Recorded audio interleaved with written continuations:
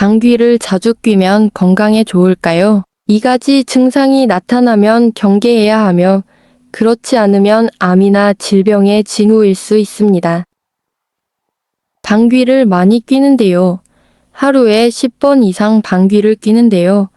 간이 나빠서 그런다고 하던데 사실인가요? 그저께 비공개 메시지를 받았습니다. 제가 자주 방귀를 뀌는 이유가 간 문제 때문이냐고 묻더군요.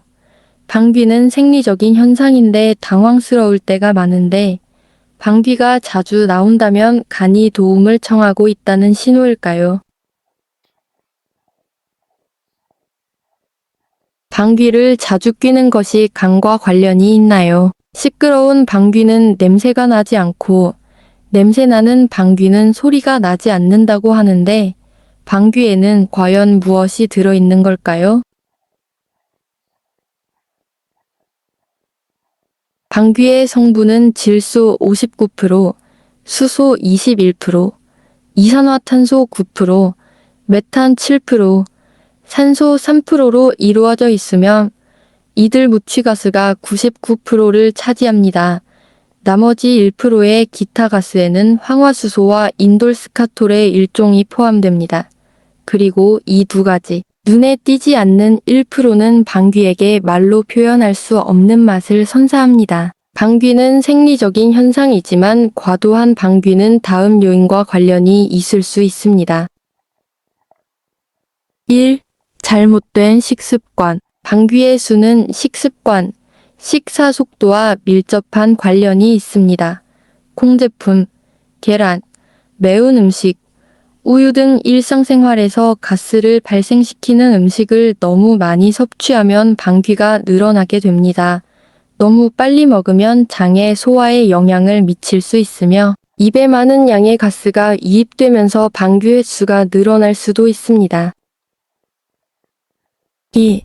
위장 기능 장애. 위장 기능 장애로 인해 과도한 방귀가 발생할 수도 있습니다.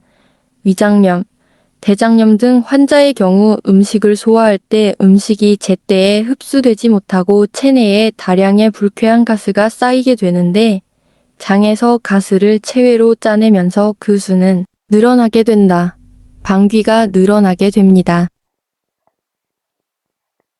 3. 변비. 장기간 변비 문제가 있는 사람의 경우 대변이 제때 배출되지 못하고 오랫동안 항문 근처에 축적되어 가스가 많이 축적되고 방귀 횟수가 증가하게 됩니다.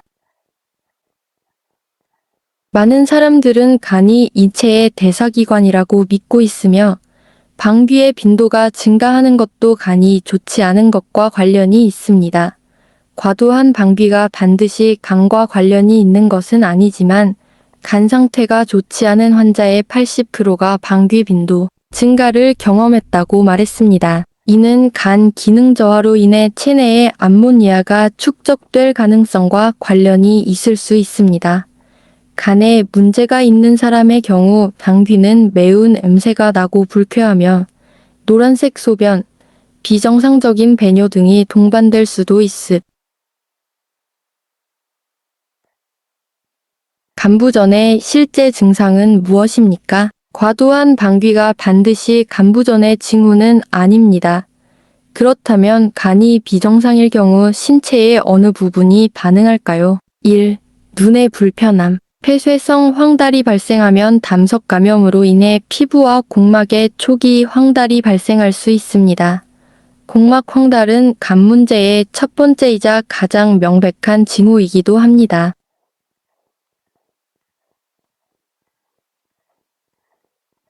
2. 구취. 간 기능이 비정상이면 신체의 영양분 소화 및 흡수 능력이 자연스럽게 영향을 받습니다.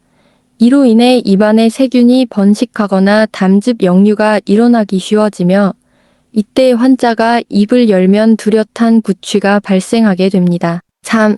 상처는 쉽게 낫지 않는다. 일단 간이 손상되면 피부의 재생과 해독 능력이 상대적으로 약해지며 상처가 손상되면 치유가 어렵고 세균 감염이 쉽게 발생합니다. 4. 육체적 피로. 간 기능이 떨어지면 체내 영양분 흡수에 영향을 미치게 되어 몸이 피곤해지고 허약해지게 됩니다. 단시간 내에 육체적으로 피곤함을 느끼고 허약감을 느낀다면 간 기능이 저하되고 있는 것을 의심해 보아야 합니다.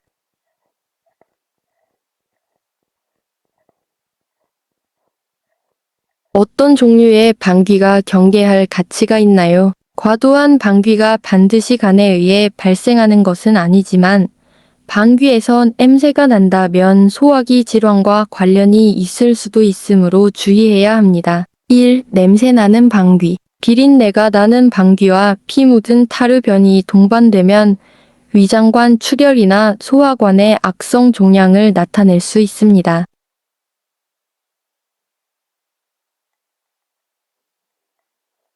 혈액 자체에서 피 냄새가 나기 때문인데 암 조직이 무한정 증식해 주변 혈관이 혈액을 공급하지 못하게 되면 조직 괴사, 침식, 출혈 등이 일어나 비릿한 냄새가 나기 때문이다. 2.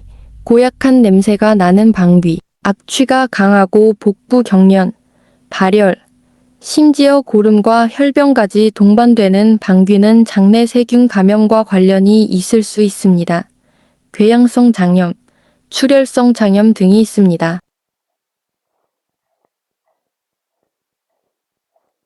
너무 많은 방귀는 참아도 괜찮을까요? 엘리베이터를 타면 밀폐된 공간이기 때문에 이때 항문에 뭔가가 느껴지면 어쩔 수 없이 당황스러운 일이 일어나기 쉽습니다.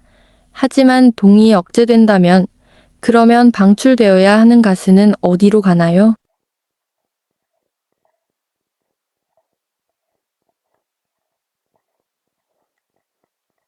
가스는 허공에서 사라지지 않고 배출되지 않는 방귀는 체내를 돌아다니게 되는데 그중 일부는 혈액과 함께 온몸을 순환하고 일부는 폐로 들어가 몸 밖으로 배출되고 일부는 폐를 통해 흡수되기도 합니다. 몸, 방귀에는 유독하고 유해한 물질이 포함되어 있는데 방귀를 자주 참으면 이러한 독성 물질이 장 건강에 영향을 주어 복부 팽만감, 복통 등의 현상을 유발할 수 있습니다.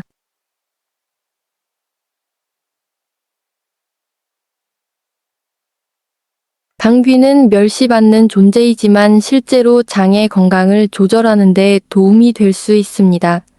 그러니 방귀를 뀌면 빨리 내보내고 참지 마세요.